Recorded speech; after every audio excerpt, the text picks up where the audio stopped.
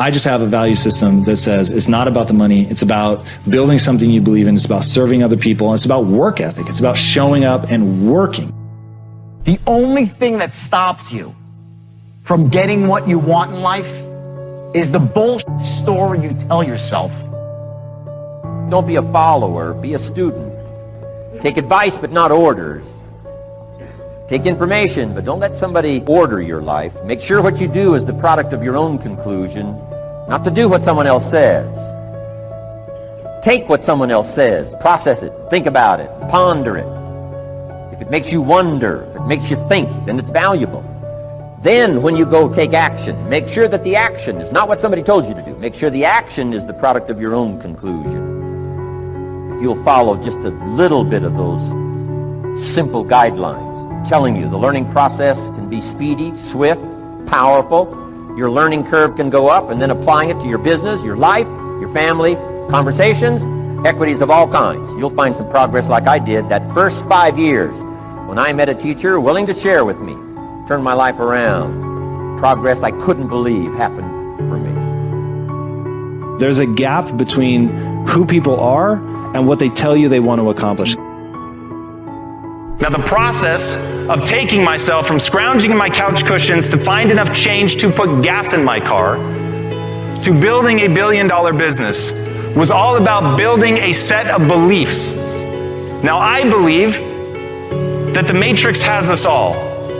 I don't actually think we live in a simulation, but I think the movie The Matrix is the perfect metaphor for the human experience. We have all pulled a web of lies over our own eyes, and the web of lies is what you tell yourself about what's possible for you and for the world. And once you get that web of lies over your eyes, you simply see it as reality, and you don't understand that each one of those fundamental beliefs is alterable, that you could choose to believe something else. In fact, you don't even realize that they are beliefs. Einstein has a quote. It's one of the most important quotes in my life. The most important question any man must decide for himself is whether or not he lives in a friendly or hostile universe. Now, what I love about that quote is what's hiding in it is that it's a decision. You get to choose whether you're living in a friendly or a hostile universe. There's no objective reality. It just is what it is. You're going to get what you see. You're going to get what you focus on. And you see what you focus on. You can much more easily survive the next crisis, the next winter of your life, if you have well-set goals. Finely tuned, places you want to go, things you want to do, people you want to meet, skills you want to develop, fortune you want to make, benevolence you want to engage in. If all of that becomes powerful and clear and you're on your way, I promise you, no matter what happens, those goals will pull you through. You won't be lost in the middle because you'll be able to see beyond. But I believe, ladies and gentlemen, if we can accept the possibility of that this is the decade of consciousness. That's what I believe that this is. The decade of consciousness, if you please. A time where we can begin to create in folks' minds the idea, the possibility that we can create a more humane society, the possibility that we can create more love, communication, and understanding in relationships, the possibility that we can create a drug-free America, the possibility that we can create the kind of respect for diversity and difference in our multicultural society, the possibility that we can begin to develop the mindset to bring out the best in people, to encourage them to achieve their greatness and support them in their dreams, that if we can, in this decade of consciousness, to begin to see and envision that happening, and that we all can play a role, that we were born for such a time as this, that we showed up for this, that we survived 1 out of 9 million sperms, and we've been chosen for this great work. What an exciting time to be alive.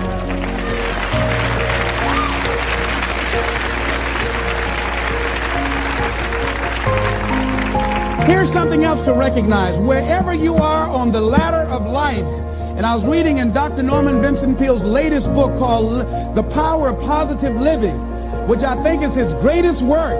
And he has something in there, a section called Comeback Power. Wherever you are in life, ladies and gentlemen, you've got comeback power. I don't care how low you are. I don't care what you have done. I don't care what you have experienced. I don't care how devastated your life might appear to be, the shambles it might be in. There's a power in you that can enable you to be stronger and better than anything that's out here. One man who came to the training, he was not a kid. And I knew he had a drinking problem, and he was looking at me, and I could smell alcohol on him. I said, excuse me, come here. He said, what is it? I said, let me tell you something. I want you to know you've got something in you that's stronger than that poison you're putting in your body. Do you understand me? And he was looking, he was backing up. He said, no. He said, I don't know, man. I said, it is. I said, that's why you're here. Something drew you here. And that which caused you to come, you said you want some help. And you need to be around some people that can help you get in touch with your power, because you know that your life deserves this. See, I think that the reason that we abuse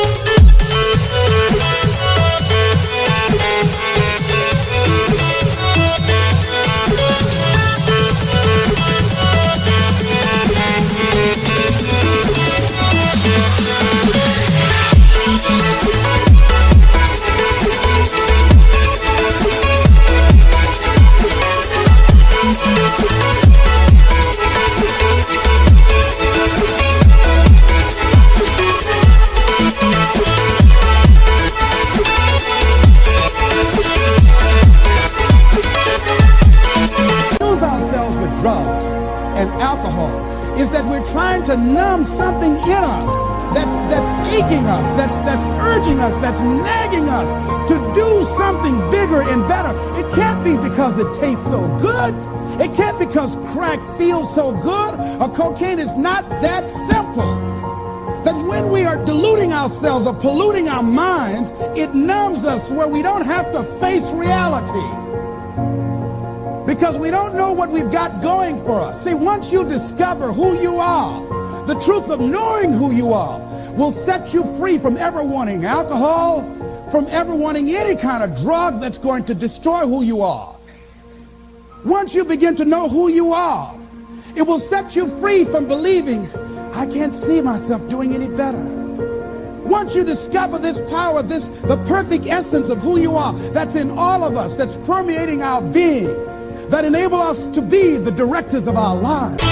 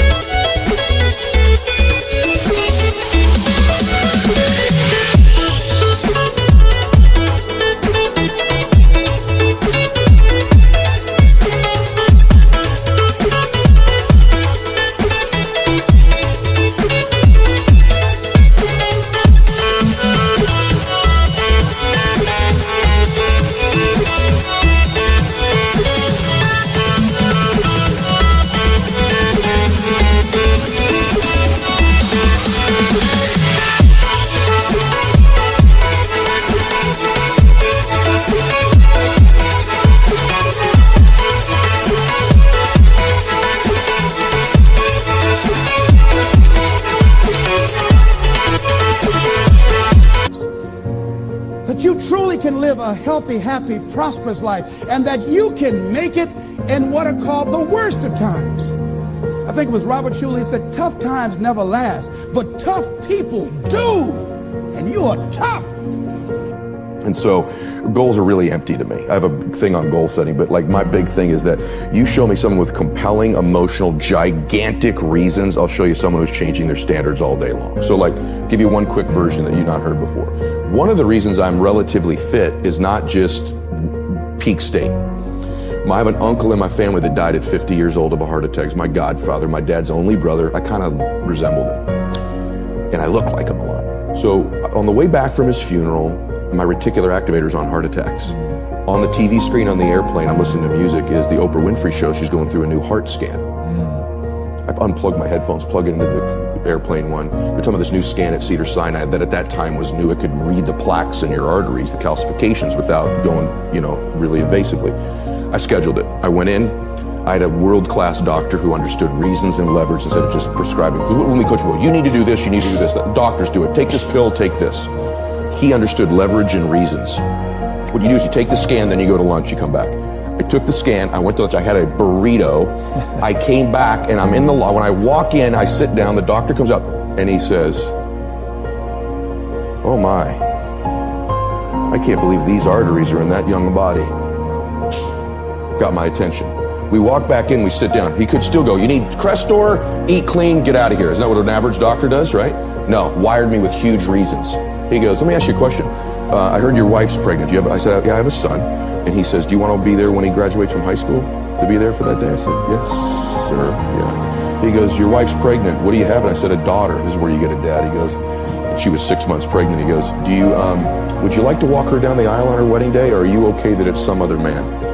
I went, what the f was on this scan, right? And he goes, I want to be very clear with you. If you keep going down the road you're going, there'll be some other man with your son at graduation high school, and a stranger's walking your daughter down the aisle that's not even born yet on her wedding day. And I went, boom. And he goes, but if you do exactly what I tell you to do, you'll be there. And so to this day, brother, there are mornings when I wake up, not every morning, I don't want to go to the gym. I go, Bella's wedding, Bella's wedding, Bella's wedding. So my standards are high because of my big old reasons. Other dudes may miss the gym that day because they're not going to miss their daughter's wedding if they don't go. But I've convinced myself I will. I get emotional. I've convinced myself I'll miss my daughter's wedding. So I will get my ass out of bed at 4 o'clock in the morning and I will get to that gym because my reasons are bigger, so my standards are higher. So that's what I think causes us to have great standards, is huge reasons.